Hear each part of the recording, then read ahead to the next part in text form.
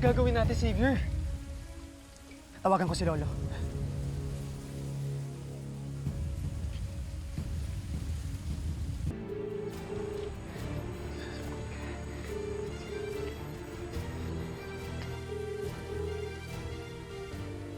Ano?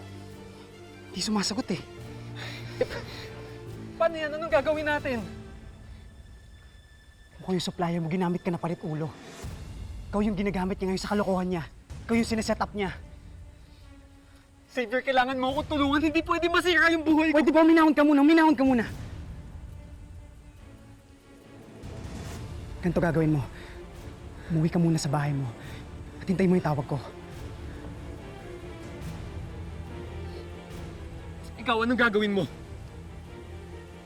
Kailangan ko puntahan si Lolo. Sige na. Sige. Bisa mo lahat.